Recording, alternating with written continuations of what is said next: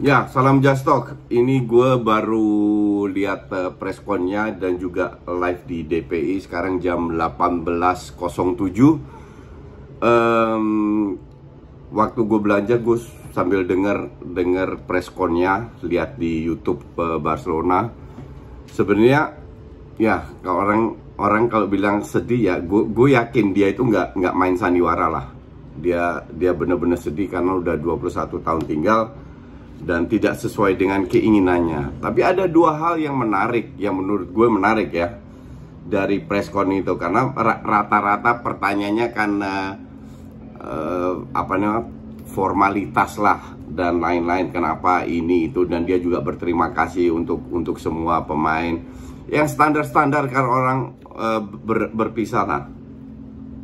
Tapi dari semua pertanyaan ada dua hal yang untuk gue menarik untuk dibahas. Pertanyaan pertama adalah, kalau lu ketemu Barca di Champions League dengan tim lain, apa yang lu lakukan? Dia bilang, ya gue harus dalam karir gue itu gue selalu ingin menang. Jadi intinya yang gue tangkap adalah lawan siapapun dia ingin menang, termasuk lawan Barca. Nah, kalau gue bilang, lu itu bisa masukin klausul, oke, bahwa ketemu Barca, kalau harus ketemu Barca, gue tidak mau. Kalau lu benar-benar cinta Barca, tapi it's okay. Ini adalah pilihan. Kalau dia kalau dia sana bermain di PSG atau di klub manapun, dia ketemu Barca, dia tetap akan menang demi klub yang baru. Itu ya sikap profesional. That's okay. Itu gue sebenarnya. Tapi jangan banyak drama di mana lu bilang seolah-olah dia itu dari sisi emosional, ya dia nggak main sandiwara, dia sedih. Ya wajar. Lu udah 21 tahun lu pergi. Tapi gue bilang dia tidak melakukan segalanya untuk tetap stay. Jadi cintanya dia terhadap Barca tidak sebesar yang dia coba ungkapkan. Itu pertama. Dari situ gue udah lihat, ya ini orang emang profesional. Apapun siapapun ketemu, dia digaji oleh klub A, klub B, klub C, mau ketemu Barca dia akan fight. Jadi dia bisa singkirkan emosinya. Oke. Pertanyaan kedua, dia bilang sendiri, oke, lu boleh protes dan lain-lain.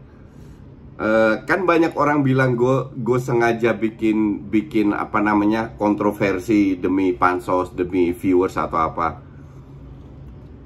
Tadi di Twitter ada yang nge-tweet gue, Tebas yang nge-tweet, di screenshot kirim ke gue. Jadi Tebas ketemu Laporta minggu lalu, mereka makan.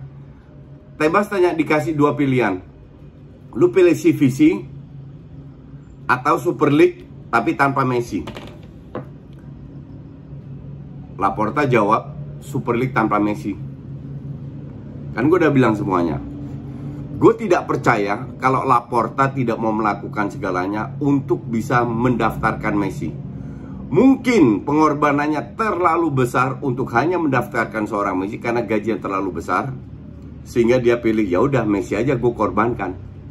Nah, tadi pertanyaan ini kedua tadi, Messi juga bilang, gue sudah turunkan gaji 50%. Come on.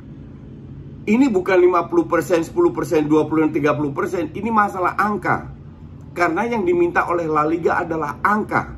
Angka yang tidak masuk karena gaji terlalu besar. Semua pemain akan turunkan gaji. Sekarang pun masih di 95%. Harus turun ke 75%. Jadi kalau bilang 50%, artinya dari 70 juta turun ke 35 juta.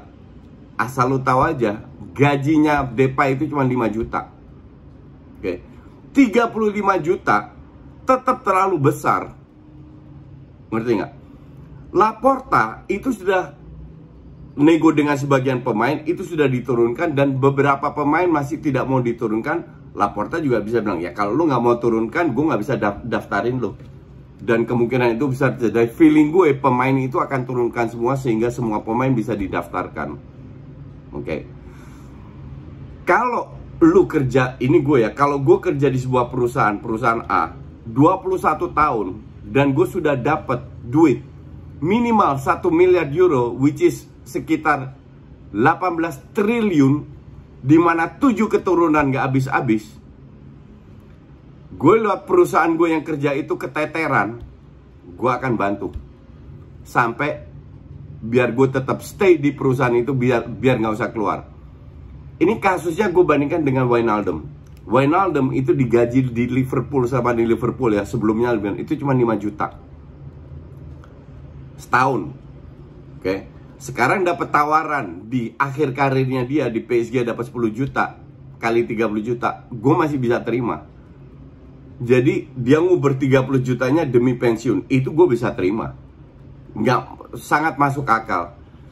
Ini 4 tahun aja udah dapat 640 juta something, 647 kalau nggak salah, gue lupa. Intinya 600 juta plus. Belum sebelumnya loh. Ini baru 4 tahun terakhir loh. Kalau dia dapat 1,5 miliar, 2 miliar, dan nggak ada masalah juga, hak lu juga kok. Karena lu emang terbaik di dunia, Messi ini, iya kan? Cuman Barcelona kan lagi ada masalah dengan manajemen yang lama, bukan Laporta. Nggak bisa lu salahkan Barcelona, lu salahkan manajemennya. Bagaimana manajemennya bisa mengelola uang dengan dana pemasukan income terbesar di dunia, lebih besar dari Madrid, daripada MU dan lain-lainnya, tapi tetap punya utang sampai 1 M. Laporta yang beresin sekarang. Apa yang harus dilakukan Laporta? Kos paling besar lu cut. Kalau kos paling besar seperti yang dia lihat tadi, kita lihat dia nangis dan lain-lainnya, kenapa lu nggak turunin sehingga angkanya bisa masuk? Entah lu dibayar 1 euro lah, 10 euro lah, 100 ribu lah, 1 juta, 2 juta, whatever lah. Yang penting kuotanya bisa masuk. Baru lu cinta Barca. Orang yang bawa lu dari umur 12 tahun, dimana lu udah dibuang di Argentina, nggak ada yang sanggup biayain lu. Barca sanggup. Barca juga gambling, entah lu berhasil atau tidak. Dia tidak melakukan itu. Dan untung dia sebut tadi, gue udah turunkan 50%. Jadi untuk netizen-netizen yang fitnah, kalau 50% itu hak lu kok. Oke?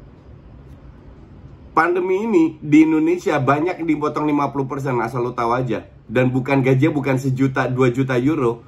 Gajinya 10 juta, potong 50%, 75%. Ya. Jadi nggak ada wahnya nilai segitu dipotong.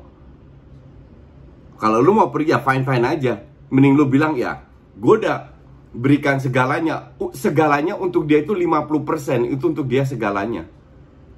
Tetap 35 juta.